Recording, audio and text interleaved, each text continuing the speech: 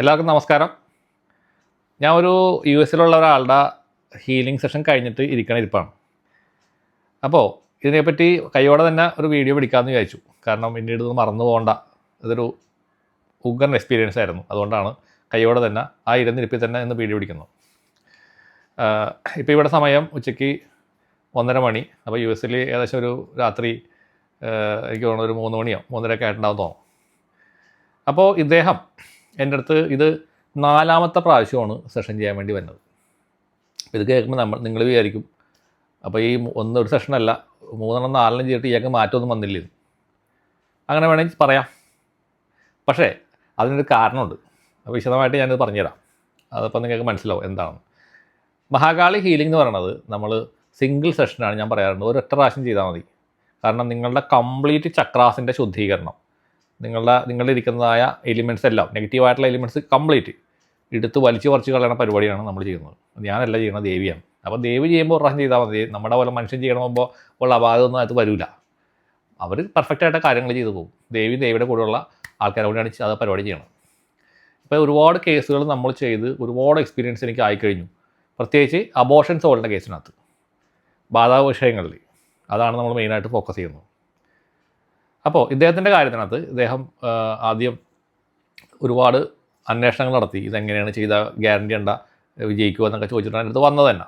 അപ്പോൾ ഞാൻ പറഞ്ഞു ഗ്യാരണ്ടി ഒന്നും ഞാൻ പറഞ്ഞ് ചെയ്യാറില്ല, നിങ്ങൾക്ക് വിശ്വാസം ഉണ്ടെങ്കിൽ മാത്രം ചെയ്യാം എന്നൊക്കെ പറഞ്ഞിട്ട് ഇദ്ദേഹം ലാസ്റ്റിൻ്റെ അടുത്ത് വന്നു. അപ്പോൾ സെഷൻ ചെയ്തു. ഫസ്റ്റ് ചെയ്തപ്പോൾ പുള്ളിക്കാരന് ഒരു കുറച്ച് മാറ്റം വന്നു. അത് കഴിഞ്ഞാൽ പിന്നെ വീണ്ടും പറഞ്ഞ് മുഴുവനായിട്ടില്ല, ഒന്നുകൂടി ചെയ്യണമെന്ന് പറഞ്ഞു. വീണ്ടും ഓക്കെ, ഒന്നുകൂടി ചെയ്യാം. അങ്ങനെ 2 പ്രാവശ്യം ചെയ്തു. അപ്പോഴും പുള്ളി പറഞ്ഞ് മുഴുവനായിട്ടില്ല. കുറച്ച് നാളെയപ്പോൾ വീണ്ടും വന്നു 3ാമത്തെ പ്രാവശ്യം ചെയ്യാനായിട്ട്. 3 പ്രാവശ്യം ചെയ്യാൻ വന്നപ്പോൾ ഞാനൊന്ന് ആലോചിച്ചു, ഇത് നമ്മൾ ആദ്യമായിട്ടാണ് ഒരാൾക്ക് 3ാമത്തെ പ്രാവശ്യം ചെയ്യുന്നത്. 1ഉം 2ഉം ചെയ്തിട്ടുണ്ട്, 3ാമത്തെ പ്രാവശ്യം നമ്മൾ ചെയ്തിട്ടില്ല. അങ്ങനെ പിന്നെ ഞാൻ പറഞ്ഞു ശരി ചെയ്തു തരാം. അപ്പോൾ എൻ്റെ ഉള്ളിലുണ്ട്, ഞാൻ ഒരാളുടെ നിന്ന് പൈസ വാങ്ങി ചെയ്യുമ്പോൾ അയാൾക്ക് ഗുണം പറഞ്ഞതെന്ന് പ്രാർത്ഥിച്ചിട്ടാണ് ചെയ്യണത്. അപ്പോൾ കാരണം നമ്മളൊരു എമൗണ്ട് വാങ്ങുന്നുണ്ട് ചെയ്യുന്നതിന്, ഒറ്റ സിംഗിൾ സെഷനായിട്ടാണ് നമ്മൾ ചെയ്യണത്. പക്ഷേ ഒരാളുടെ നിന്ന് വീണ്ടും പൈസ വാങ്ങുമ്പോൾ എനിക്കൊരു മാനസികമായിട്ടൊരു വിഷമമുണ്ട്. ഒരാളുടെ പൈസ നമ്മൾ വാങ്ങുമ്പോൾ, ഒരു കാര്യത്തിന് വേണ്ടി തന്നെ വാങ്ങുമ്പോൾ, അത് ഞാൻ ആ സ്ഥാനത്ത് ഞാനാണെങ്കിലാണെന്ന് ചിന്തിക്കും. അപ്പോൾ അതൊരു ബുദ്ധിമുട്ടാണ് നമുക്ക്, അല്ലേ? അപ്പോൾ ഞാൻ പുള്ളി പറഞ്ഞു, സാറേ എനിക്ക് പൈസ പ്രശ്നമല്ല, എൻ്റെ പ്രശ്നം മാറിയാൽ മതി, എത്ര പൈസ വേണമെങ്കിൽ ഞാൻ ചിലവാക്കാൻ തയ്യാറാണ്. ഇപ്പം ഞാൻ ചിലവാക്കിയേക്കണം, അതായത് പുള്ളി ചിലവാക്കിയേക്കണ പൈസ എന്ന് പറഞ്ഞാൽ വലിയ ഹ്യൂജ് എമൗണ്ടാണ്, നമ്മൾ വാങ്ങുന്നത് ചെറിയ എമൗണ്ടാണ്. അപ്പോൾ അതൊന്നും എനിക്ക് പ്രശ്നമേ ഇല്ല സാറേ, എൻ്റെ പ്രശ്നം സാറ് മാറ്റി തന്നാൽ എന്ന് പറഞ്ഞു. അത് ഞാൻ 3ാമത്തെ ചെയ്തു. അത് കഴിഞ്ഞ് പുള്ളി പറഞ്ഞ് 3 പ്രാവശ്യം ചെയ്തിട്ടും എനിക്ക് ഇത്തവണയും മാറ്റമൊന്നും വന്നിട്ടില്ല എന്ന് പറഞ്ഞു. അപ്പോൾ എനിക്കും ചെറിയൊരു നിരാശ വന്നു. അയ്യോ, നമ്മൾ ചെയ്തിട്ടൊരു മാറ്റം വരാത്ത ഒരാൾ, എനിക്ക് തോന്നുന്നു ആദ്യമായിട്ടാണ് ഒരാളെന്ന് എനിക്ക് തോന്നുന്നു. അങ്ങനെ അത്രയും പ്രാവശ്യം ചെയ്തിട്ട് മാറ്റം വരാത്ത ഒരാൾ. ബാക്കി എല്ലാവർക്കൊക്കെ മാറ്റങ്ങളുണ്ടായിട്ടുണ്ട്. അപ്പോൾ അങ്ങനെ അദ്ദേഹം എന്നടുത്ത്, ഞാനപ്പോൾ വിശ്വലത മാമിൻ്റെ നമ്പർ കൊടുത്തു. ഇത് കഴിഞ്ഞപ്പോൾ ഞാൻ പറഞ്ഞു, റീഡിങ് എടുത്തൊന്ന് നോക്ക്, നിങ്ങൾക്ക് വേറെ എന്തെങ്കിലും എനിക്ക് കണ്ടുപിടിക്കാൻ പറ്റുന്ന കാര്യങ്ങളൊക്കെ ഉണ്ടാകുന്നുള്ളത് റീഡിങ് എടുത്താലേ കിട്ടുള്ളൂ. അപ്പോൾ വിശ്വലത മാമിനെ നിങ്ങൾക്ക് എല്ലാവർക്കും അറിയാം, എൻ്റെ വീഡിയോ കണ്ടവരും അവരുടെ വീഡിയോ കാണുന്നതാണെന്ന് എനിക്കറിയാം. അവർ ഒരു ദേവി സാന്നിധ്യമുള്ള ഒരു ലേഡിയാണ്, സാധാരണ റീഡറല്ല. അവർക്ക് അവർക്കൊരു ഗുരുവുണ്ട്, പാസ്റ്റ് ലൈഫിൽ നിന്ന് വന്നേക്കുന്ന ഗുരുവാണ് അവർക്ക് ഇതെല്ലാം പറഞ്ഞു കൊടുക്കുന്നത്. അങ്ങനെ ഒരു സിദ്ധി അവർക്കുണ്ട്. അതാണ് വിശ്വലത മാമിൻ്റെ പ്രത്യേകത. കൃത്യമായിട്ട് കാര്യങ്ങൾ അവർ റീഡ് ചെയ്യും, കൃത്യമായിട്ട് കാര്യങ്ങൾ പ്രവചിക്കും അവർ.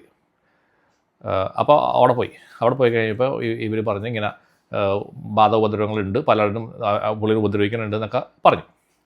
അപ്പോൾ അതിലെന്താണ് പ്രതിവിധി എന്നുള്ളത് ചിന്തിച്ച് കഴിഞ്ഞപ്പോൾ പുള്ളിക്കാരത്തി പറഞ്ഞ്, കാമാഖ്യ ദേവിയാണ് നിങ്ങൾ രക്ഷിക്കാനായിട്ടുള്ളത്, കാമാഖ്യയിൽ പോയിട്ട് അവിടെ ഒരു കർമ്മം ചെയ്യണമെന്ന് പറഞ്ഞു.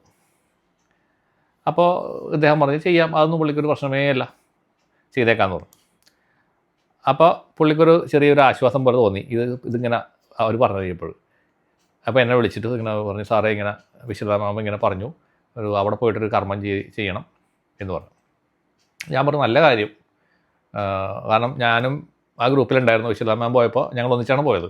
അവിടുത്തെ കാര്യങ്ങളൊക്കെ എനിക്ക് നല്ലോണം അറിയാം. നല്ല തീരുമാനം, നല്ല ഒരു ഉപദേശമാണ് അവർ തന്നിട്ടുള്ളത്, ധൈര്യമായിട്ട് ചെയ്തോളാം. അപ്പോൾ പുള്ളിക്കാരൻ അപ്പോൾ അതിനേക്കാളും കുറച്ചുകൂടി മുകളിൽ കയറി ചിന്തിച്ച് പുള്ളി പറഞ്ഞ്, ഞാൻ നിശ്ചയിക്കുകയാണ് സാറേ അത് അവിടെ പോയി അത് ചെയ്യാമെന്നുള്ളത്. പക്ഷേ അതിന് മുമ്പ് നിശ്ചയിച്ചുകൊണ്ട് സാറേ എനിക്ക് ഒന്നും കൂടി എന്നെ ഒന്ന് ഹീൽ ചെയ്യണമെന്ന് പറഞ്ഞു.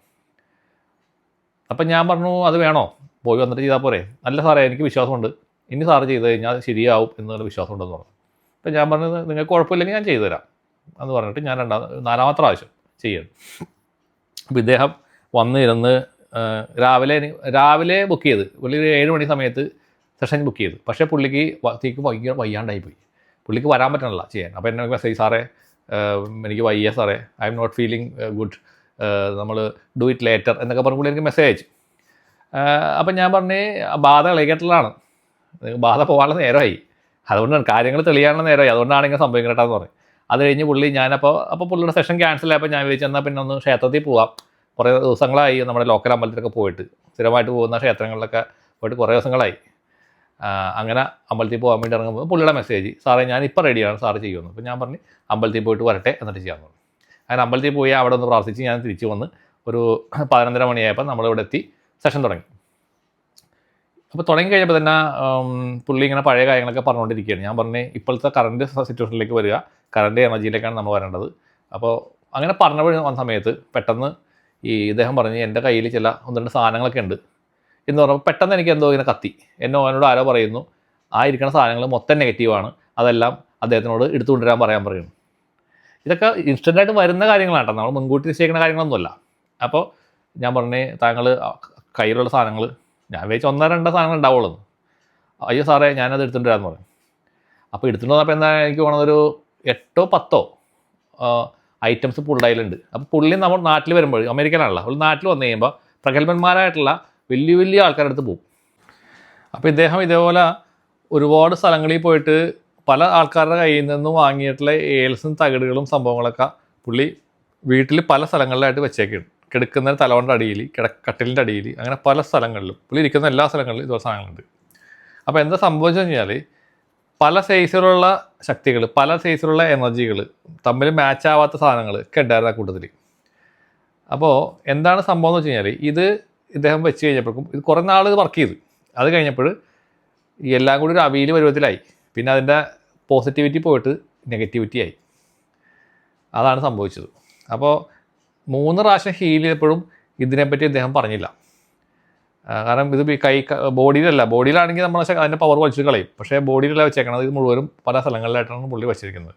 അതുകൊണ്ട് എനിക്കത് സെൻസ് ചെയ്യാൻ സാധിച്ചില്ല.